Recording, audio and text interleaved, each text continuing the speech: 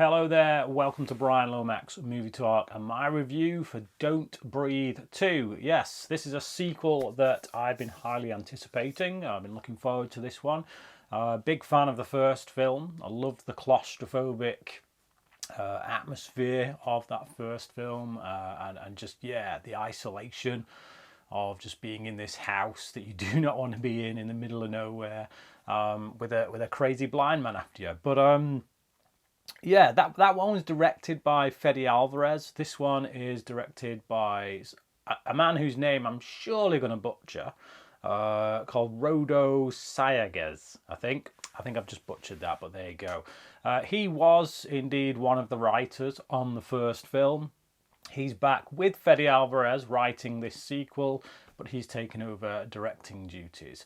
So yeah, basically we pick up with the blind man seemingly having a surrogate daughter. He's got this girl that he's now looking after, but all chaos ensues when a group of mercenary-looking types descend on his house to try and kidnap this girl. And the question is, who is she? Where does she come from? And why do these people want her so badly? Obviously, the blind man will fight to the death to if he has to protect this girl. He sees her as his surrogate daughter. He's claimed her as his own. So these guys are in for some trouble. And that is really the setup. That's what we saw in the trailer. And that is really the entire film. I feel like if you've seen the trailer, you've probably seen most of the film, to be honest. Is it good? I'm torn. I think if this wasn't a sequel to Don't Breathe, I'd probably be more satisfied with it. As it stands, maybe not so much. It's okay. It's good. It is good. It's entertaining, but it does have some problems. Now, I don't think it's quite as rich in theme as the first film. Now I did a video on the first film over on my other channel, The Movie Evangelist, because I did think it was quite rich in some spiritual themes, and yeah, I just thought it was really well written, really well executed, and I feel like they've come back here with fewer ideas, shall we say. I think that they've sat down and thought, well, what would you do next? Well, how do we make someone who is absolutely detestable, who is the furthest thing from being a hero, how do we make him more sympathetic? How do we turn things around so that he becomes a little bit more heroic? And I wouldn't, I use that term in the loosest sense. This is definitely an anti-hero. But I think there is some attempt made, certainly, to redeem this guy in some fashion. And I think that's the question the film leaves you with. How is there anyone who cannot be redeemed? And I think, yeah, it's a question for the audience, I guess. And I think that's what a lot of people will get a bit touchy on, shall we say. I think some people will say, well, this guy can't be redeemed, and this, so it leaves a bad taste in the mouth. So I think it depends on where you sit with that. Just how bad can you get before you can't be redeemed is the question the film is asking, and it leaves the ball in your court, I think. Whether you forgive this man by the end of the film is entirely up to you, but I think it says more about you than it does about the people within this film. So yeah, I liked it. There's a lot of blood, gore, violence, crazy situations which you would expect having come from the first film. I think it probably isn't quite as extreme as I was expecting. I recently read an interview with Fede Alvarez where he said that he backed away from directing this one and let Rodo step up to direct, but that it was Rodo in the first film, in the writing process, who came up with most of the crazier ideas. So this film would be a lot crazier than the second one, and I honestly don't think it is.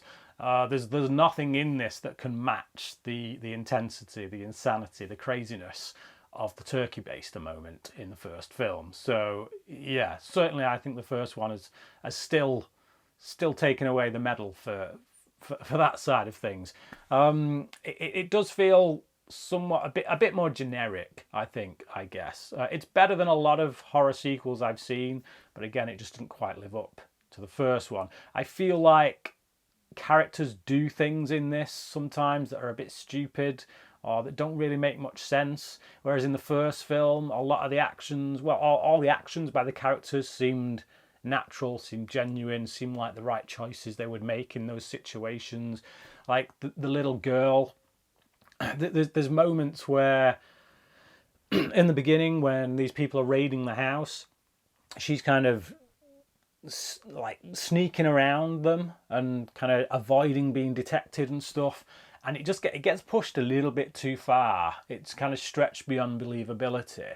Like we have this shot where she comes down the stairs and then we see a guy coming down the stairs, so she comes off camera, he finishes coming down the stairs and then goes over to this under the stairs cupboard, opens it up. It's the creakiest blooming thing you've ever heard in your life. It's like, he takes a look inside, can't see her, swans off, and then the camera moves in. Turns out she is in there. She's tucked herself behind some boxes.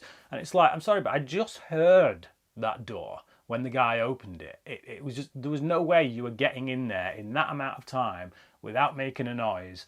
And it's just, yeah. And there's another bit when she's hanging off the banister. It all just feels a little bit, yeah, it's great that she can do this, and it's kind of putting you on the edge of your seat. Are they going to find her? But it's just not believable in that sense.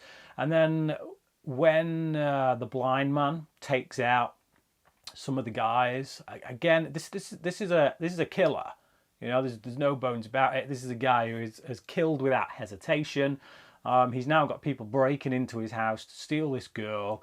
I don't see him not killing anyone that he gets his hands on, and yet he prats about with this one guy sticking super glue on his mouth, and I'm like, what does that achieve? What you know, what you could snap this guy's neck. Like, you're trying to suffocate him, a bit quieter maybe, I don't know. It's too risky. It's just, I don't get why it makes no sense. And what makes even less sense is the method by which this guy is helped out by one of his compadres, well, by his brother.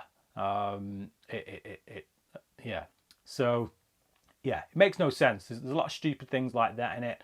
I think that the villains that they get for this are a bit one note. I think obviously we saw that what the blind man was capable of in the first film, which made us really like, ooh, yeah, that's icky. You know, he's willing to impregnate someone, and it was yeah, definitely a villain. So how do we one up that? Well, yeah, what they do here is it stretches it a bit too much. I think that so much evil would gather around one man's life. I do like Stephen Lang in this role. I think, yeah, he goes some way to making you root for this guy, which obviously is pretty crazy. But when he's up against such evil, then you can't help but, yeah, it's the lesser of two evils, I guess. There are some moments of genuine humour as well. Certainly there's one moment involving a dog that makes its way back home. That moment when the people who own the dog realise the dog is back is quite amusing. Certainly the everyone that was in the screening that I was in got a chuckle out of that. It was genuinely funny. And there's a few other moments. Particular moment when a doctor gets his comeuppance. That was quite amusing. So it's you know, it's entertaining in that regard. If you want to go out and just watch some carnage with a few laughs, it's, yeah, you could do worse. I'm going to give it a 3 out of 5.